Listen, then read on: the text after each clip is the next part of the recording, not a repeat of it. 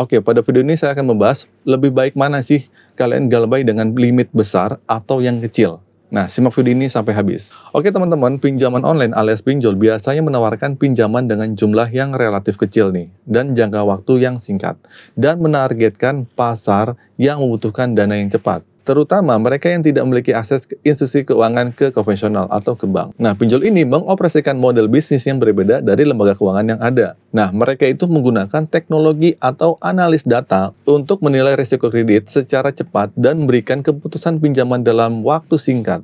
Nah, seringkali dalam hitungan menit aja nih. Proses pengajuan pinjaman biasanya sederhana dan mudah diakses melalui aplikasi seluler atau situs web pinjol. Nah, peminjam biasanya diminta untuk mengisi formulir aplikasi, memberikan informasi pribadi, serta informasi keuangan dasar lainnya. Pinjol ini kemudian menggunakan algoritma dan data yang tersedia untuk menilai kelayakan kredit peminjam dan menetapkan jumlah peminjam, suku bunga, dan jangka waktu pembayaran. Nah, pinjol telah menjadi bagian dari gaya hidup di modern ini. Nah, dengan menawarkan akses yang cepat dan mudah ke dana tunai tanpa harus melalui proses yang rumit seperti di bank. Nah, salah satu faktor utama yang mempengaruhi keputusan peminjam adalah besarnya limit yang ditawarkan oleh pinjol. Namun pertanyaannya yang muncul adalah apakah pinjol dengan limit besar dan kalian galbay di situ lebih berbahaya daripada yang memiliki limit kecil? Nah, dalam video ini saya akan membahas beberapa resiko yang terkait dengan kedua jenis pinjol ini. Jadi simak video ini sampai habis ya teman-teman ya.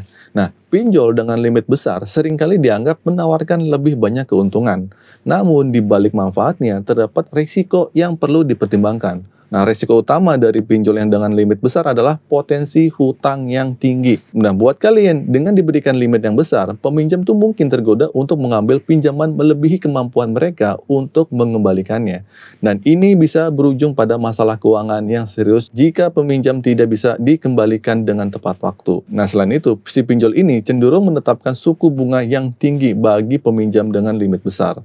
Nah, hal ini dapat mengakibatkan pembayaran bunga yang signifikan dan juga meningkatkan beban finansial peminjam secara keseluruhan. Dan pada akhirnya si peminjam juga berisiko terjebak pada siklus utang yang terus-menerus, di mana mereka terus-menerus meminjam untuk membayar pinjaman sebelumnya. Nah, di sisi lain, pinjol dengan limit kecil dan kalian galbay di situ juga memiliki risiko yang perlu diperhatikan.